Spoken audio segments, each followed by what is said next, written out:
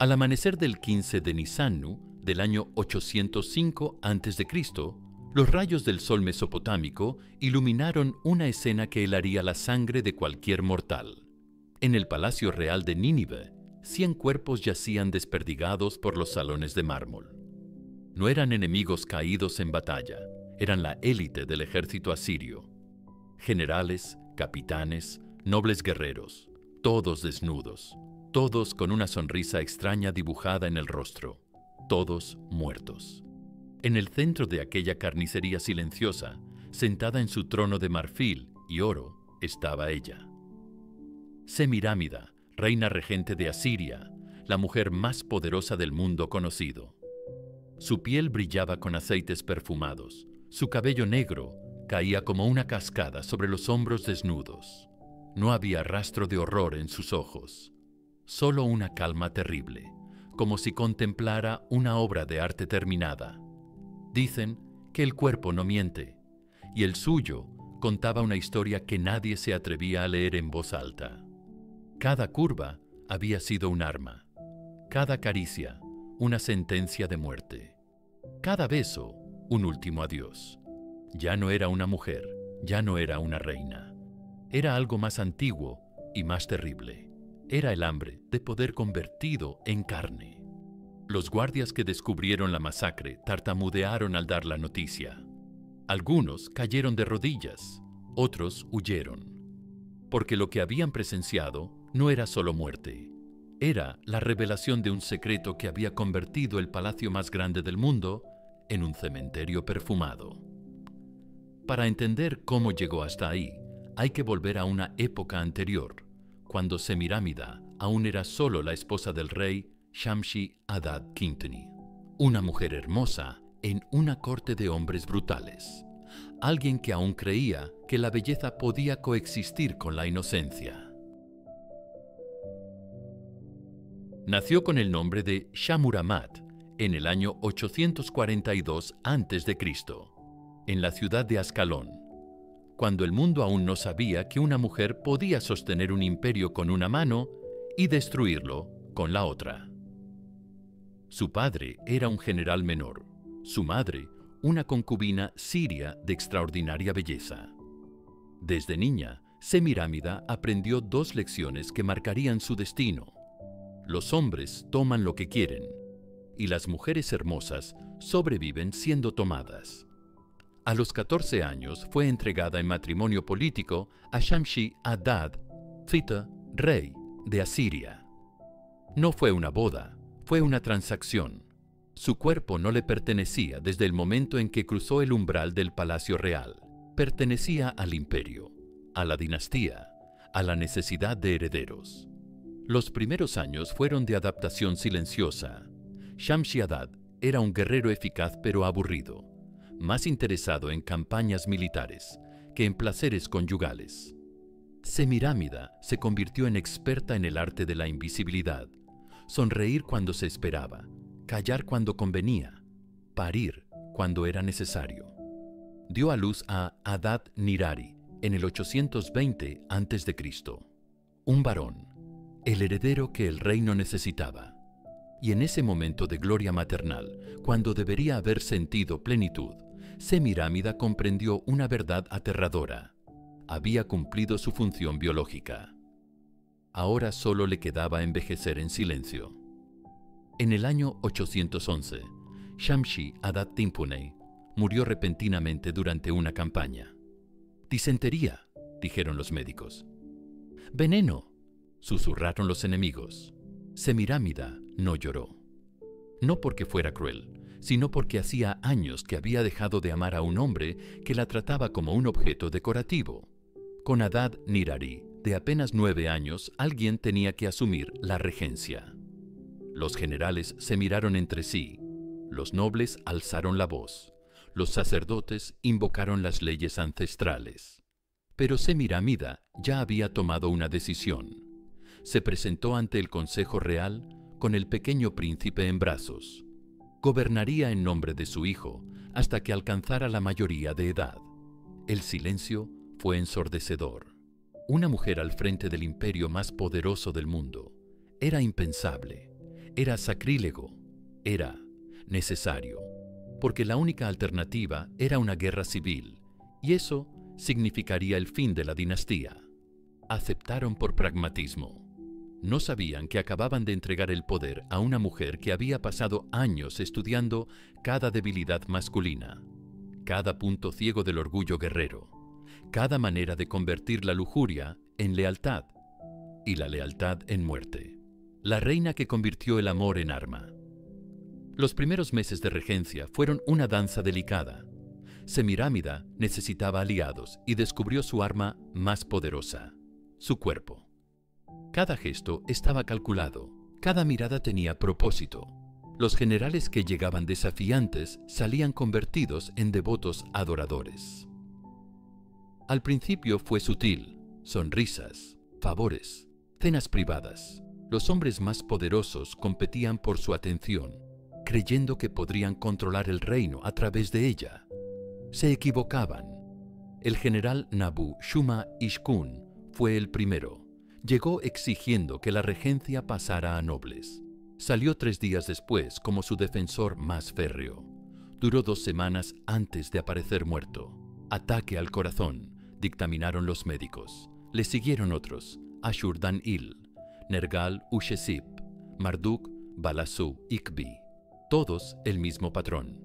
Llegaban desafiantes, salían devotos, morían felices. Semirámida había descubierto que podía eliminar enemigos sin guerra, sin sangre pública. Solo necesitaba que la desearan, y todos la deseaban. Durante 5 años perfeccionó su método. Identificaba amenazas a su poder. Las seducía con promesas de influencia y placer. Las consumía hasta volverlas adictas a su presencia. Y entonces, cuando estaban bajo su control, cuando no podían concebir la vida sin ella, las eliminaba. Usaba venenos sutiles, mezclados en aceites perfumados, drogas que aceleraban el corazón hasta el colapso, pócimas que provocaban asfixia durante el éxtasis. Cada muerte era una obra maestra de la química antigua, una sinfonía de lujuria y destrucción, dirigida por la mente más brillante y perturbada de su época. Mientras acumulaba amantes muertos, Semirámida construía el imperio más próspero que Asiria había conocido. Cada proyecto era más grandioso. Los jardines colgantes de Babilonia, murallas que tocaban el cielo, canales que transformaron desiertos en jardines. Pero detrás de cada triunfo había una tumba anónima. El ingeniero de los jardines desapareció tras completar su obra. El arquitecto de las murallas fue encontrado ahogado en el Tigris. El diplomático que negoció la paz con los hititas murió de fiebre súbita antes de recibir su recompensa. Semirámida había comprendido que los hombres talentosos eran más peligrosos que los guerreros ambiciosos. Podían ganarse el respeto del pueblo, construir bases de poder, convertirse en rivales. Mejor usarlos, drenar su conocimiento y eliminarlos antes de que se volvieran indispensables. Sus aposentos se convirtieron en una necrópolis de élite. Habitaciones secretas conectadas por pasadizos ocultos donde almacenaba los cuerpos preservados con técnicas egipcias, manteniéndolos como trofeo. Durante las noches caminaba entre sus colecciones como una diosa contemplando sacrificios. Les hablaba, les contaba planes, les agradecía su contribución a la grandeza del imperio. Había perdido la capacidad de verlos como seres humanos. Eran herramientas utilizadas y descartadas. El joven Adad-nirari crecía ajeno al horror. Su madre lo mantenía alejado, enseñándole que gobernar era arte, que el poder requería sacrificios. No sabía que cada lección había sido pagada con sangre, que pronto sería lo suficientemente mayor para reclamar el trono y convertirse en la última amenaza a la adicción al poder de Semirámida. Para el 805 a.C., los rumores habían alcanzado al sumo sacerdote Nabu-apla-iddina. Sus investigaciones revelaron patrones perturbadores. Todos los muertos habían visitado a Semirámida antes de fallecer. Cuando se enteró, supo que debía tomar medidas drásticas. Organizó la gran celebración de la victoria, invitando a 100 hombres influyentes, generales, nobles, comandantes. La excusa era celebrar una victoria ficticia. La realidad era preparar la masacre más elaborada de su carrera. Sus químicos destilaron el veneno más potente, extractos de adormidera, cicuta y hongos alucinógenos que provocaban éxtasis incontrolable. Luego, muerte pacífica. La noche del 14 de Nisanu, el palacio se llenó de élite masculina. Semirámida apareció con sedas transparentes bordadas en oro, perfumada con aceites que ocultaban el aroma del veneno. Los invitados bebieron vinos cargados de drogas, comieron manjares impregnados de venenos. Gradualmente, la euforia se apoderó del salón. Los hombres más serios comenzaron a reír sin motivo, los reservados a contar secretos. Semirámida circulaba como una diosa de la muerte, tocando a cada uno, susurrando promesas. Uno por uno mostraron efectos letales. El éxtasis se transformó en convulsiones, la risa en gemidos, la adoración en agonía. No huyó. Se quedó observando cómo la élite asiria se desplomaba a sus pies, con la fascinación de una niña viendo hormigas ahogarse en miel. Al amanecer, se sentó entre los cadáveres y sonrió. Había eliminado a todos los que podrían desafiar su poder. No sabía que había firmado su propia sentencia de muerte. El descubrimiento de la masacre no pudo ocultarse. 100 hombres poderosos no desaparecen sin que alguien pregunte por ellos. Las esposas llegaron buscando a sus maridos. Los hijos preguntaron por sus padres. Los soldados exigieron saber dónde estaban sus comandantes. Semirámida intentó mantener la fachada. Habló de una tragedia inexplicable, de una maldición divina, de una epidemia misteriosa que había afectado solo a los invitados masculinos. Pero sus explicaciones sonaban cada vez más huecas, más desesperadas, más obviamente falsas. El sumo sacerdote Nabu Apla Iddina vio la oportunidad que había estado esperando. Con la élite militar eliminada, ya no había nadie que protegiera a la reina regente. Organizó una investigación oficial, reunió testimonios de sirvientes aterrorizados, examinó los cuerpos buscando evidencias de envenenamiento. Lo que descubrió superó sus peores sospechas. No solo encontró rastros de venenos en los cadáveres recientes, sino que las excavaciones revelaron decenas de cuerpos más, enterrados en habitaciones secretas, preservados como trofeos macabros. La reina regente no era solo una asesina. Era una serial killer que había convertido el Palacio Real en su coto de caza privado. Cuando las noticias se filtraron al pueblo, la reacción fue explosiva. Los soldados marcharon hacia el palacio exigiendo justicia. Las familias de las víctimas se unieron en una turba vengativa. Los sacerdotes declararon que Semirámida era una abominación que había profanado la santidad del trono real. El joven Adad Nirari, ahora de 16 años, se enfrentó por primera vez a la verdad sobre su madre. Los testimonios le revelaron el alcance de los crímenes maternos, la magnitud de la traición a su propia sangre y a su imperio. Tuvo que elegir entre defender a la mujer que lo había criado o salvar la dinastía. Eligió el trono. Adad Nirari se unió a los sacerdotes y declaró que su madre había sido poseída por demonios, que sus actos no representaban la voluntad divina, sino la influencia de fuerzas malignas. Autorizó su arresto y juicio, sabiendo que era la única manera de evitar que el pueblo destruyera completamente la monarquía. Semirámida fue capturada en sus aposentos, rodeada por los cadáveres de sus últimas víctimas. No resistió, no huyó, no suplicó. Cuando los soldados entraron a arrestarla, estaba sentada en su trono, peinándose tranquilamente como si fuera una mañana normal en el palacio. El juicio de Semirámida se convirtió en el evento más importante en la historia de Asiria hasta ese momento. Por primera vez, una mujer que había ejercido poder absoluto era juzgada por sus crímenes ante todo el imperio. Los acusadores trajeron evidencias de más de 200 asesinatos durante sus 5 años de regencia. Los defensores no aparecieron. Nadie se atrevía a hablar a favor de la mujer que había convertido la seducción en una forma de arte mortal. Durante el proceso, Semirámida no mostró arrepentimiento. Admitió cada asesinato con frialdad clínica, explicó sus métodos con orgullo profesional, describió sus motivaciones con una lógica que helaba la sangre de los presentes. Para ella había sido una estrategia política perfecta: eliminar amenazas sin provocar guerras civiles, mantener el poder sin derramar sangre en público, proteger a su hijo de los ambiciosos que habrían usado su minoría de edad para usurpar el trono. Ante el tribunal, defendió su lógica retorcida.